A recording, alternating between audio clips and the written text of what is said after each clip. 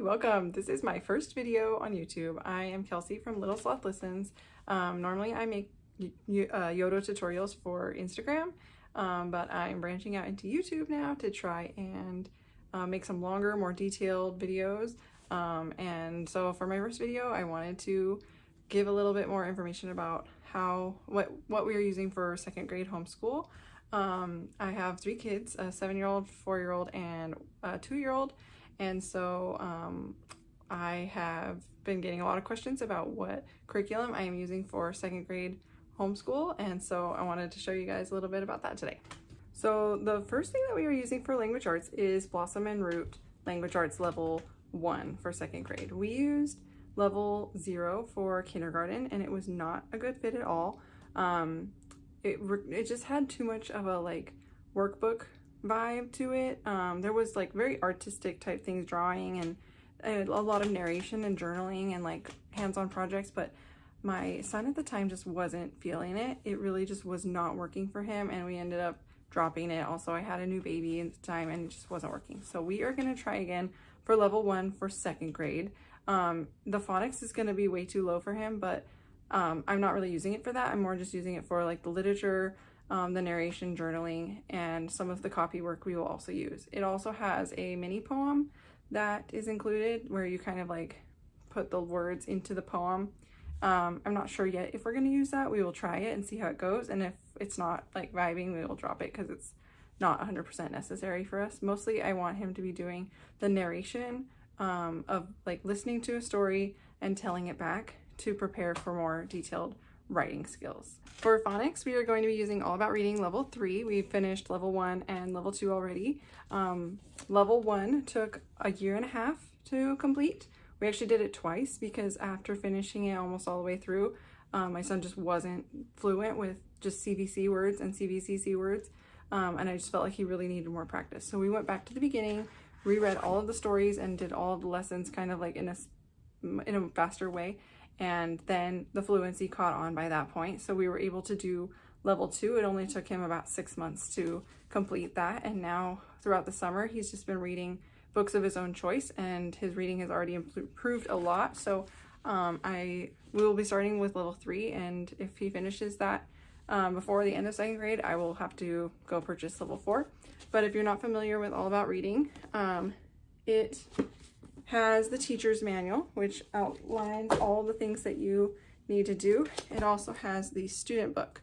I actually purchased all of my All About Reading curriculum materials used. So I bought this already in these sheet protectors. And the person who sold it to me, I went on a buy-sell trade group on Facebook and they sold it to me just like this. So for example, so this is how it comes. So it's got the list of words that they need to read. These are the new words, and every lesson has usually some sort of game activity kind of thing to go with it that helps teach the lesson. There are also note cards that go with it, which I sometimes use, sometimes don't. Sometimes we'll hide them and do a scavenger hunt, or if I feel like the lesson is already clicking, sometimes we'll skip those, but they're great for review. And because I bought mine used, it didn't come with the little box that you organize them with and have the review and the mastered and then the new, which is probably would be beneficial. But I didn't use that. So we just pull them out as needed. All About Reading also has readers to go with it. So these are the stories that they read, which is actually my favorite part because a lot of the other phonics curriculums that I looked into, they just didn't really come with actual books to read. You would have to rely on your own Bob books or your own readers, which aren't decodable. I love that these are fully decodable for what they've already learned, so they can read theoretically can read 100% of that story until the next lesson comes, and then it gives them that applied practice. It is just, that's my favorite part for sure. In first grade, we started First Language Lessons Level 1. And we got about halfway through. I wasn't super consistent with this one, but I really liked it. It had a lot of the narration that Blossom and Root that I had dropped from Blossom and Root when I stopped using it. And it fully covered nouns, verbs, and adverbs, I think. so far. So I also really loved the poem memorization that was already included, and we kind of got past that. So I think we finished all of the memorization, so that's why we stopped, is because they were just really enjoying that, and I wanted to continue that instead of going on. A lot of the rest half is like months of the year, days of the week, kind of like things to prepare them for capitalization, but it just kind of felt a little redundant. So we are going to go through and finish this and then start level 2. For spelling, I am planning to start all about spelling. For my son, he has been slower to gain stamina with handwriting, and so I have been putting off spelling until he has that coordination for writing before we start having to write multiple spelling words in a row. I expect that he's going to resist this one a lot, so I'm a little nervous to see how it goes, but I've been watching a lot of other videos of other people that use this, and they just love it. So I'm hoping. I got the color version. There is a black and white version and a color version. The black and white version is a little bit more mainstream, of just like, here's the words, touch, like use the tactile letter tiles or app, and then write the words, and there's not really as much hands-on type learning. I actually bought this one new, so I had to do all of the cutting, and I also laminated each one. So for example, this one is, oops, it's upside down. For example, this one is like a beehive, and then I laminated the bees, and so that way, I already used this one with one of my tutoring kids, but that way when they write on it, this is a wet erase marker, I can just wipe this off with a baby wipe and it'll come right off, and kind of reuse it multiple times if we need more review and things like that. So highly recommend doing that if you use this curriculum. We will be finishing Handwriting Without Tears. Like I already mentioned, my son has been a little bit slower on handwriting, but I really love how gentle Handwriting Without Tears is. This is the first grade level, the yellow book. So we've already done the purple and the orange. And this one is a much higher focus on lowercase letters and getting smaller print. The purple book starts out maybe like this big, and then the orange gets a little smaller, and then the yellow is this big. So it's really a manageable amount of writing for a kid that is struggling. And then this would be like the copy work page where they're practicing more words and things like that. So it's really manageable. And I did cut the spine off of this one in case I wanted to put these in sheet protectors and have them reusable, but I think I'm going to keep it with pencil, because the pencil skill is a little harder than the dry erase markers, because you have to have a different amount of pressure and things like that. So we're going to be doing this one in pencil after all. Next is math. We are doing Math with Confidence. We are halfway through, exactly halfway through second grade Math with Confidence already. So we will be finishing that and then starting third grade Math with Confidence. I love this one because it is very game based, and my son is math minded, so he gets the math concepts really easily. But I decided to go with Math with Confidence anyway, partly because of the lack, like it doesn't require a lot of writing. So usually for second grade, you do 2 pages. So we do the review and then the lesson. And almost every lesson has a game, like this one is roll and subtract. So you would roll the dice and then subtract that.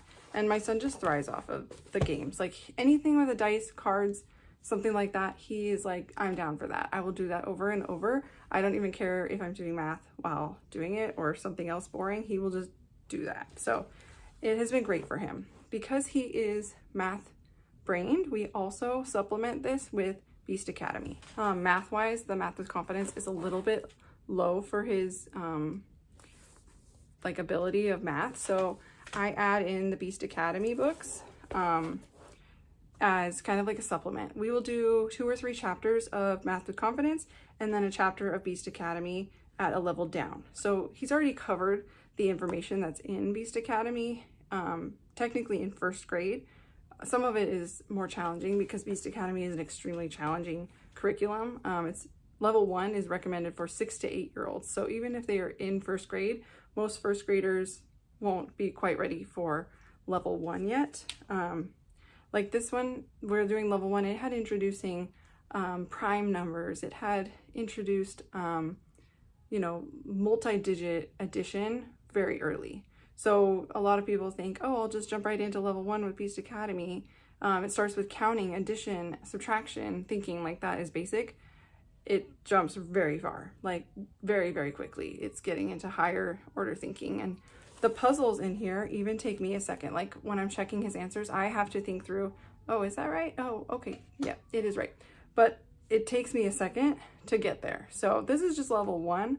By the time he is in level 3, 4, 5, we may be switching to online because it may be past my mathematical knowledge, but we will see. But he loves Beast Academy. He's been doing it through the summer just for fun, because it's just so so aesthetically pleasing. The comics are so fun, and he loves the bright colors. So highly recommend that one if you have a kid who is ready for more math challenge.